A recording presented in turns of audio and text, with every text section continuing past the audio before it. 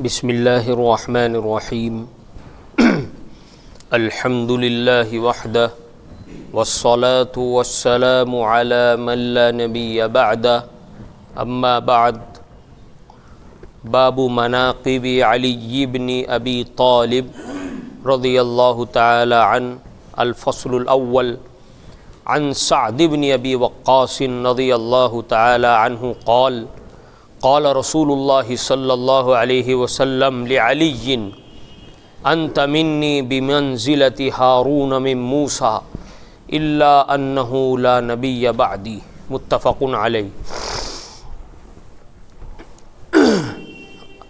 آج خلیفہ راشدین میں سے چوتھے خلیفہ راشد حضرت علی بن ابی طالب کرم اللہ وجہہ کے مناقب اور حالات کو بیان کیا جائے گا۔ صحابہ میں سب سے افضل مقام حضرت ابو بکر کا ہے، پھر حضرت عمر کا ہے، پھر حضرت عثمان کا ہے، اور چوتھے نمبر پر حضرت علی بن ابی طالب کرم اللہ وجہہ کا ہے۔ یہی ہمارا عقیدہ ہے، یہی ہمارا ایمان ہے کہ چوتھے نمبر پر صحابہ میں حضرت علی بن ابو طالب کا مقام ہے۔ حضرت علی رضی اللہ تعالی عنہ کا نام تو علی تھا، کنیت ابو الحسین اور ابو تراب تھی۔ کنیت کہتے ہیں کہ کوئی خاص بات ہو یا بیٹے کی طرف نسبت کرتے ہوئے نام رکھا جائے۔ حضرت حسین رضی اللہ تعالیٰ عنہ کے والد ہیں تو ابو الحسین کہا جاتا ہے، اور لقب حیدر المرتضیٰ یہ لقب تھا۔ حیدر کے معنی آتے ہیں جنگل کا شیر، شیر ببر، اور المرتضیٰ جس سے اللہ راضی ہوں، چنا ہوا، پسندیدہ، اسے کہتے ہیں المرتضیٰ، شیر خدا، یہ بھی ایک لقب دیا جاتا ہے۔ بہرحال احادیث سے دو لقب ثابت ہیں، حیدر ہے، المرتضیٰ ہے۔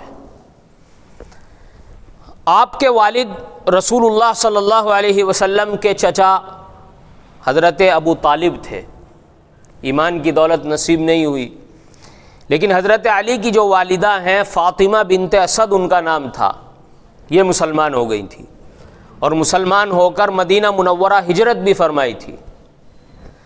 تو بہرحال سب سے زیادہ قریبی نسب اور نسبی قریبی تعلق حضرت علی کا ہے۔ چچا زاد بھائی ہیں، چچا کے لڑکے ہیں، سب سے زیادہ قریبی تعلق رسول اللہ صلی اللہ علیہ وسلم کا نسبی اعتبار سے حضرت علی سے ہے۔ بچپن میں 8 سال کی عمر میں ایمان لے آئے تھے، اور رسول اللہ صلی اللہ علیہ وسلم کے زیر تربیت پروان چڑھے، رسول اللہ صلی اللہ علیہ وسلم کے زیر تربیت رہے، زیر پرورش رہے۔ آپ علیہ الصلاۃ والسلام نے حضرت علی کی پرورش فرمائی، اور ساری زندگی رسول اللہ صلی اللہ علیہ وسلم کے ساتھ شانہ بشانہ تمام غزوات میں شریک رہے۔ رسول اللہ صلی اللہ علیہ وسلم کے انتقال کے بعد حضرت ابو بکر رضی اللہ تعالی عنہ، حضرت عمر ان کے وزیر بھی رہے، اور ان کے دور میں قضاء کے منصب پر فائز بھی رہے، قاضی بھی رہے ہیں۔ یہ حضرت علی رضی اللہ تعالیٰ عنہ کا مقام ہے۔ جب حضرت عثمان غنی رضی اللہ تعالیٰ عنہ کی شہادت واقع ہو گئی، اس کے بعد چوتھے نمبر پر امت نے حضرت علی رضی اللہ تعالیٰ عنہ کو خلیفہ منتخب فرمایا، اور آپ کی خلافت 5 سال 5 دن کم رہی ہے، 5 سال 5 دن کم رہی ہے۔ آپ کے زمانے میں ایک فرقہ پیدا ہو گیا تھا، فرقہ خوارج، جن کے عقائد بڑے غلط تھے اور اسلام سے خارج یہ فرقہ تھا، اور حضرت علی رضی اللہ تعالیٰ عنہ کو یہ لوگ کافر اور مرتد مانتے تھے۔ چنانچہ انہی کا ایک شخص عبد الرحمن ابن ملجم اس کا نام تھا، اس نے حضرت علی رضی اللہ تعالیٰ عنہ کو شہید کیا ہے۔ جب حضرت علی خلیفہ بنے تو مدینہ منورہ سے راجدھانی اور دارالسلطنت منتقل ہو کر کوفہ میں چلا گیا، اور کوفہ میں 4000 صحابہ وہاں پر منتقل ہو گئے۔ چنانچہ کوفہ میں فجر کی نماز کے وقت 18 رمضان المبارک فجر کی نماز کے لیے حضرت علی تشریف لا رہے تھے، اس بدبخت عبد الرحمن ابن ملجم نے پیچھے سے تلوار مار کے شہید کر دیا۔ قبر کہاں ہے؟ حضرت علی کی قبر نامعلوم ہے، صحابہ نے آپ کو ایسی جگہ دفنایا کہ کسی کو بھی معلوم نہیں ہے، اور اس کے اندر اللہ کی ایک خاص حکمت ہے۔ وہ حکمت یہ ہے کہ اگر آج حضرت علی کی اصل قبر موجود ہوتی تو اس کو کعبۃ اللہ بنا کر یہ شیعہ لوگ اس کا طواف شروع کر دیتے۔ اور یہ جو مقام نجف میں بتاتے ہیں عراق کے اندر، اس کی حقیقت حیات الحیوان کے اندر یہ لکھی ہوئی ہے کہ خلیفہ ہارون رشید 184 ہجری میں، یعنی رسول اللہ صلی اللہ علیہ وسلم کے 184 سال کے بعد خلیفہ ہوئے ہیں، وہ کسی جگہ سے گزر رہے تھے تو ایک بڑے میاں وہاں بیٹھے ہوئے رو رہے تھے کسی قبر کے پاس۔ تو بڑے میاں سے انہوں نے خلیفہ ہارون رشید نے پوچھا کہ بڑے میاں کیا بات ہے، کیوں رو رہے ہو، کس کی قبر ہے یہ؟ تو بڑے میاں نے کہا کہ یہ حضرت علی کی قبر ہے، یہ حضرت علی کی قبر ہے اس لیے رو رہا ہوں۔ تو اب پتہ نہیں کون آدمی تھا، کون غیر معروف، پتہ نہیں جھوٹ بول رہا تھا سچ بول رہا تھا، خیر اس غیر معروف اور مجہول آدمی کی بات پر اعتبار کرتے ہوئے خلیفہ ہارون رشید نے حضرت علی کی قبر سمجھتے ہوئے وہاں مزار بنا دیا۔ اب یہ جو شیعہ دعویٰ کرتے ہیں کہ نجف میں حضرت علی کا مزار ہے، وہ وہی ہے، ایک کوئی نامعلوم ناواقف آدمی تھا، اس نے کہا کہ حضرت علی کی قبر ہے، وہاں مزار کھڑا کر دیا۔ صحیح بات تو یہ ہے کہ حضرت علی کی قبر کسی کو دنیا میں معلوم ہی نہیں ہے، اصل قبر کہاں ہے؟ وجہ یہ ہے کہ حضرت علی کے زمانے میں ایسے لوگ پیدا ہو گئے تھے جنہوں نے حضرت علی کو اللہ کی کرسی پر بٹھا دیا تھا، خدا ماننے لگے تھے۔ بلکہ ترمذی کے اندر آتا ہے کہ حضرت علی کے سامنے ایسے 6 لوگ لائے گئے جو حضرت علی کو خدا کہہ رہے تھے کہ یہی اللہ ہے۔ تو حضرت علی کو اتنا غصہ آیا کہ ان 6 کے 6 کو آگ میں زندہ جلوا دیا، آگ میں ڈلوا دیا، اتنا غصہ آیا۔ اور فرماتے تھے حضرت علی کہ جو مجھے حضرت ابو بکر اور حضرت عمر پر ترجیح دے گا، مجھے حضرت ابو بکر و عمر سے افضل کہے گا، اس کے کوڑے لگواؤں گا۔ کوڑے لگواتے تھے۔ ان حضرات کی خلافت کو تسلیم کیا، مانا حضرت علی رضی اللہ تعالیٰ عنہ نے۔ حلیہ مبارک کیسا تھا؟ حضرت علی کا قد تھوڑا پستہ تھا، زیادہ لمبا قد نہیں تھا، قد تھوڑا پستہ تھا، رنگ گندمی رنگ تھا، سانولا رنگ تھا، یعنی کالا بھی نہیں کہہ سکتے نہ زیادہ سانولا، گندمی رنگ جسے کہا جاتا ہے، ایسا رنگ تھا۔ اور جسم کے تھوڑے بھاری تھے، اور دھاڑی بہت گھنی تھی کہ سارا سینہ مبارک دھاڑی میں آ گیا تھا۔ یہ حضرت علی رضی اللہ تعالیٰ عنہ کا حلیہ مبارک لکھا ہوا ہے کتابوں کے اندر۔ گھنی دھاڑی، پستہ قد اور فربہ جسم،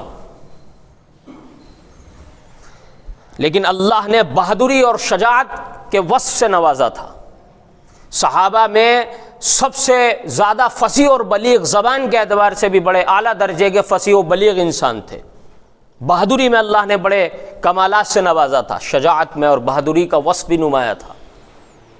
اور للہیت اس قدر تھی کہ رات میں تہجد کے وقت مصلی بچھا کر اللہ کے سامنے تہجد پڑھ کے وہ روتے تھے کہ داڑھی مبارک تر ہو جاتی تھی، اور اس سے داڑھی سے آنسو ٹپکنے لگ جاتے تھے، اور کہتے تھے کہ اے دنیا تو بڑی بے وفا ہے، تو دھوکے کا گھر ہے، تجھے ایک دن چھوڑنا ہے، یہ فرمایا کرتے تھے۔ چنانچہ اسی تقوی اور اسی للہیت کی وجہ سے رسول اللہ صلی اللہ علیہ وسلم نے اپنی سب سے لاڈلی بیٹی، جگر گوشہ رسول حضرت فاطمہ رضی اللہ تعالی عنہا کا نکاح حضرت علی سے فرمایا۔ اور اتنے حضرت فاطمہ حیات رہیں، حضرت علی نے دوسرا نکاح نہیں کیا۔ 5 اولاد مورخین لکھتے ہیں کہ حضرت فاطمہ سے پیدا ہوئیں، حضرت حسن، حضرت حسین، ایک لڑکے اور ہوئے تھے حضرت محسن، اور 2 لڑکی تھی، ایک حضرت زینب، ایک حضرت ام کلثوم۔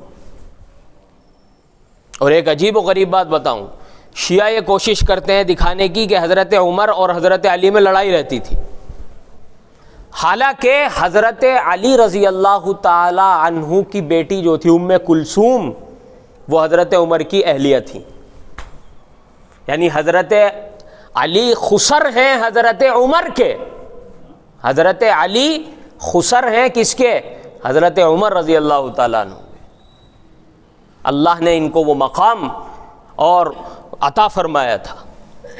چنانچہ اصل میں حضرت عمر رضی اللہ تعالیٰ عنہ چاہتے تھے کہ میں رسول اللہ صلی اللہ علیہ وسلم کا خسر تو ہوں، لیکن خاندان نبوت سے میرا دامادیت کا رشتہ بھی جڑ جائے، آل رسول سے میرا دامادیت کا رشتہ بھی جڑ جائے۔ چنانچہ حضرت علی کی بیٹی ام کلثوم سے نکاح فرمایا۔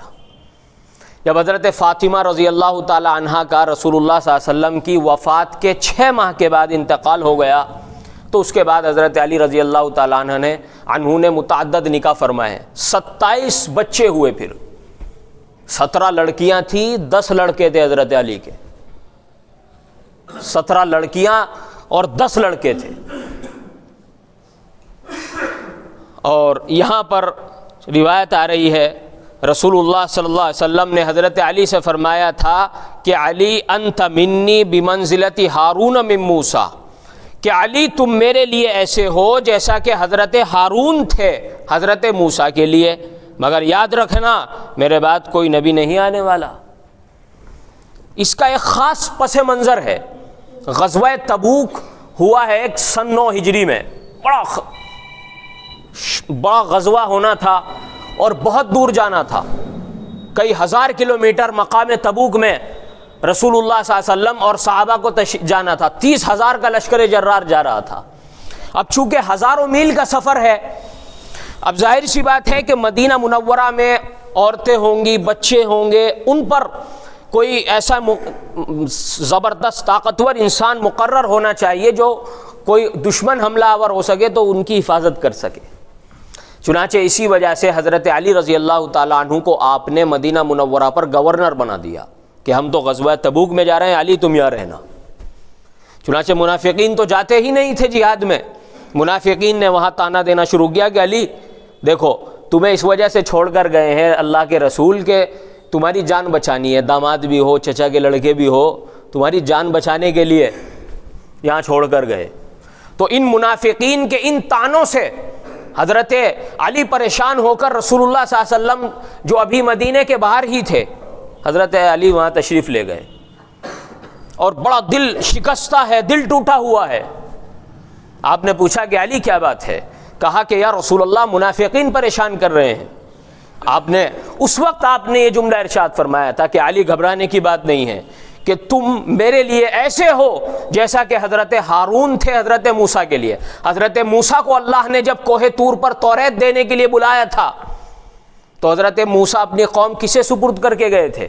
حضرت ہارون کو، حضرت ہارون کو اپنا نائب بنا کر گئے تھے۔ فرمایا کہ اسی طرح سے میں تبوک پر جا رہا ہوں، تم مدینہ منورہ پر میرے نائب رہو گے، یہ ہے بس۔ لیکن اس سے یہ ثابت نہیں ہوگا کہ حضرت علی نبی ہو جائیں جیسے حضرت ہارون نبی تھے، نہیں، آپ نے فوراً صاف بات فرما دی، لا نبی بعدی، میرے بعد کوئی نبی نہیں ہوگا۔ اب شیعہ لوگ اور روافض اس روایت سے ثابت کرتے ہیں کہ دیکھو جیسے حضرت موسیٰ علیہ السلام اور حضرت ہارون ان کے نائب تھے، ایسے ہی رسول اللہ صلی اللہ علیہ وسلم کے نائب حضرت علی ہیں۔ بات توجہ سے سننا۔ تو کہتے ہیں کہ اس روایت سے ثابت ہوا کہ حضرت علی رضی اللہ تعالیٰ عنہ رسول اللہ صلی اللہ علیہ وسلم کے نائب ہیں جیسے حضرت موسیٰ کے حضرت ہارون تھے۔ جواب، حضرت ہارون کی وفات تو حضرت موسیٰ سے 40 سال پہلے ہو گئی تھی۔ حضرت ہارون کی وفات حضرت موسیٰ سے کتنے سال پہلے ہو گئی تھی؟ 40 سال پہلے۔ وہ ان کے نائب ہی نہیں بنے۔ جب ان کے نائب نہیں بنے تو تم اس سے کیسے ثابت کرو گے؟ اس سے ثابت نہیں ہو سکتا۔ بہرحال بات صرف اتنی ہے کہ حضرت علی کا دل رکھنا ہے، منافقین کے طعنوں سے جو پریشان ہو کر حضرت علی گئے تھے وہ دل رکھنا ہے۔ اگلی روایت، خیبر، جنگ خیبر یہودیوں سے ہوئی سن 7 ہجری محرم کا مہینہ۔ خیبر کے اندر 8 قلعے تھے۔ کتنے قلعے تھے؟ 5 قلعے تو بہت بڑے بڑے تھے، 3 قلعے چھوٹے تھے۔ خیبر ایک شہر تھا، اس میں قلعے تھے، 8 قلعے۔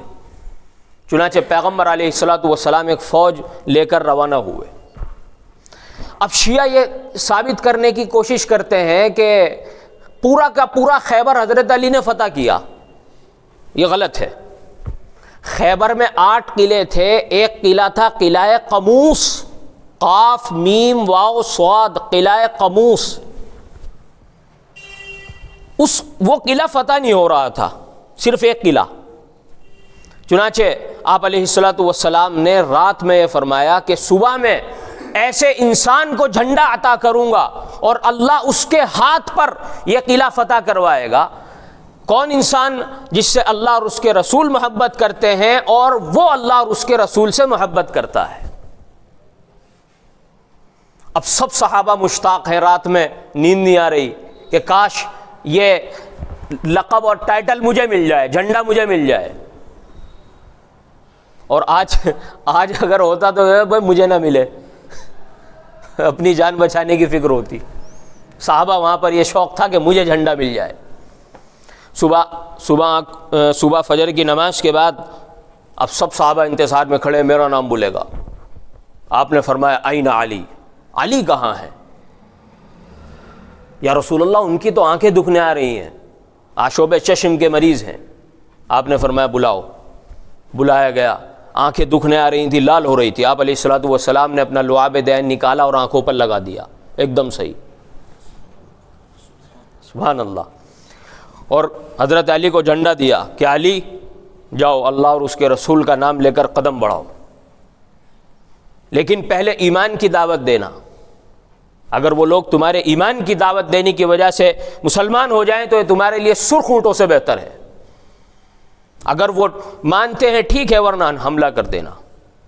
حضرت علی رضی اللہ تعالی عنہ گئے، جھنڈا لے کر ایمان کی دعوت دی، نہیں مانے، حملہ کر دیا۔ اللہ نے قلعہ فتح کروا دیا۔ یہ اس کے اندر اس حدیث سے معلوم ہوا کہ رسول اللہ صلی اللہ علیہ وسلم نے ان پر کتنا اعتماد جتایا اور یہ فرمایا کہ اللہ اور اس کے رسول اس سے محبت کرتے ہیں، وہ اللہ اور اس کے رسول سے محبت فرماتے ہیں۔ اب یہاں پر یہ شیعہ کہتے ہیں کہ خیبر کا دروازہ تھا لاکھوں کروڑوں ٹن کا اور حضرت علی نے ایک ہاتھ پر اٹھا کر ڈھال بنا لیا تھا۔ یہ سب بکواس اور جھوٹ ہے، سب بکواس اور جھوٹ ہے، ایسا نہیں ہے۔ اولاً تو خیبر میں اتنا بڑا دروازہ تھا ہی نہیں، دوسری بات یہ ہے کہ اگر آدمی اتنے بڑے دروازے کو ڈھال بنائے گا تو وہ لڑے گا کیسے؟ وہ تو پیچھے اس کے خود ہی چھپ جائے گا، تو عقل کے باہر بات ہے۔ ہاں اتنی بات ضرور ہے کہ اللہ نے حضرت علی کے ہاتھ سے قلعہ فتح کروایا، لیکن روایت میں یہ کہیں نہیں آتا کہ وہ خیبر کا دروازہ اٹھا لیا تھا اور اس کو ڈھال بنا لیا تھا۔ یہ سب جھوٹ بات ہے۔ انہوں نے حضرت علی رضی اللہ تعالیٰ عنہ کو خدا کے مقام پر پہنچا دیا۔ اب اس میں الٹی سیدھی روایتیں، تاریخیں، الٹی سیدھی باتیں گڑھ رکھی ہیں، تو اور بھی بہرحال باتیں آئیں گی۔ اللہ رب العزت ہمیں دین کی صحیح سمجھ عطا فرمائے۔ وآخر دعوانا ان الحمد للہ رب العالمین۔